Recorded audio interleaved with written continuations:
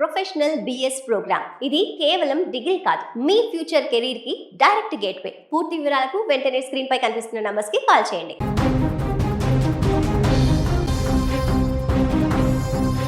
తెలుగు సినీ ప్రేక్షకులకు భిక్షు యాదవ్గా చిరస్థాయిగా గుర్తుండిపోయిన ప్రముఖ నటుడు ఇటీవల ఆసుపత్రిలో చికిత్స పొందుతూ కన్నుమూసిన విషయం తెలిసిందే.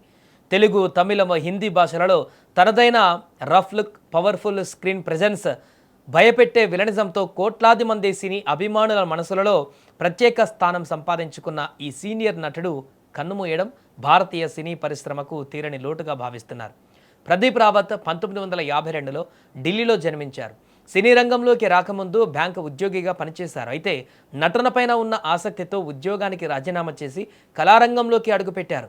దూరదర్శన్లో ప్రసారమైన ప్రముఖ సీరియల్ మహాభారత్లో అశ్వత్థామ పాత్ర ద్వారా తన నటన జీవితాన్ని ప్రారంభించారు. ఆ పాత్రతోనే ఆయనకు మంచి గుర్తింపు వచ్చింది. ఆ తర్వాత బాలీవుడ్లో భాగి, లగాన్ వంటి చిత్రాలలో నటించి తనకంటూ ప్రత్యేక గుర్తింపు సంపాదించారు. అయితే ఆయన కెరీర్కు అసలైన మలుపు తీసుకువచ్చింది తెలుగు సినిమా. దర్శకధీరుడు ఎస్ఎస్ రాజమౌళి తెరకెక్కించిన సై చిత్రంతో టాలీవుడ్లోకి అడుగుపెట్టిన ప్రదీప్ రావత్ భిక్షు యాదవ్ పాత్రలో కనబరిచిన నటన ప్రేక్షకులను విపరీతంగా ఆకట్టుకుంది. ఆ పాత్ర కేవలం ఓ విలన్ పాత్రగానే కాకుండా టాలీవుడ్లో అత్యంత ప్రభావవంతమైన విలన్ క్యారెక్టర్లలో ఒకటిగా నిలిచిపోయింది. ఆయన డైలాగ్ డెలివరీ, బాడీ లాంగ్వేజ్, కళ్ళతోనే భయపెట్టే నటన, స్క్రీన్ ప్రెజెన్స్ ప్రేక్షకుల మదిలో చెరగని ముద్ర వేశాయి. సై తర్వాత ప్రదీప్ రావత్ వెనక్కి తిరిగి చూసుకోవాల్సిన అవసరం రాలేదు. తెలుగు చిత్ర పరిశ్రమలో వరుస అవకాశాలు దక్కించుకున్నారు. మెగాస్టార్ చిరంజీవి నుంచి నందమూరి బాలకృష్ణ, అక్కినేని నాగార్జున, వెంకటేష్, పవన్ కళ్యాణ్, మహేష్ బాబు, ప్రభాస్, అల్లు అర్జున్, రామ్ చరణ్, జూనియర్ ఎన్టీఆర్, రవితేజ ఇలా దాదాపు టాలీవుడ్లోని ప్రతి అగ్ర హీరోలతో కలిసి నటించారు. ఛత్రపతి, స్టాలిన్, భద్ర, జగడం, గజనీ వంటి చిత్రాల్లో ఆయన పోషించిన పాత్రలు నేటికీ ప్రేక్షకుల మధ్యలో నిలిచిపోయాయి.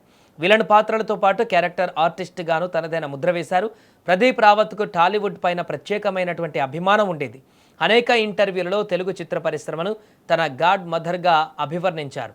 నాకు రెండవ జీవితాన్ని ఇచ్చింది టాలీవుడ్ అని ఆయన పలుమార్లు చెప్పడం అభిమానులకు కూడా గుర్తుండే విషయం. గత కొన్నేళ్లుగా ఆయన క్యాన్సర్తో పోరాడారు. చికిత్స పొందుతూ వచ్చిన ఆయన చివరకు కన్నుమూశారు. ఆయన మరణంతో భారతీయ సినీ పరిశ్రమ ఒక ప్రతిభావంతమైన నటుడిని కోల్పోయింది. అయితే ఆయన మరణం తర్వాత సోషల్ మీడియాలో మరో అంశం చర్చకు దారితీసింది.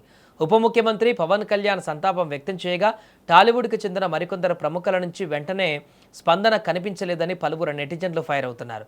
ముఖ్యంగా ఆయనను టాలీవుడ్కు పరిచయం చేసిన దర్శకధీరుడు ఎస్ఎస్ రాజమౌళి సహా పలువురు ప్రముఖుల నుంచి వెంటనే నివాళులు రాలేదని సోషల్ మీడియాలో పోస్టులు వైరల్ అవుతున్నాయి. మరోవైపు మూవీ ఆర్టిస్ట్ అసోసియేషన్ తరపున అధ్యక్షుడు మంచు విష్ణు సంతాపం తెలియజేశారు.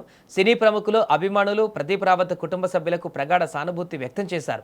మొత్తంగా చూస్తే ప్రదీప్ రావత్ కేవలం విలన్ మాత్రమే కాదు, పాత్రకు ప్రాణం పోసే అసాధారణ నటుడు. భాషతో సంబంధం లేకుండా ప్రతి పాత్రలో తనదైన ముద్ర వేసిన కళాకారుడు. తెలుగు ప్రేక్షకులు ఆయనను ఎప్పటికీ భిక్షు యాదవ్గానే గుర్తుంచుకుంటారు. ఆయన నటించిన పాత్రలు, తెరపై చూపించిన తీవ్రత, నటనలోని సహజత్వం తరతరాల సినీ అభిమానులకు గుర్తుండిపోతాయి. ప్రదీప్ రావత్ మరణంతో భారతీయ చిత్ర పరిశ్రమ ఒక గొప్ప నటుడిని కోల్పోయింది. ఆయన ఆత్మకు శాంతి చేకూరాలని, కుటుంబ సభ్యులకు ఈ విషాదాన్ని తట్టుకునే మనోధైర్యం కలగాలని కోరుకుందాం.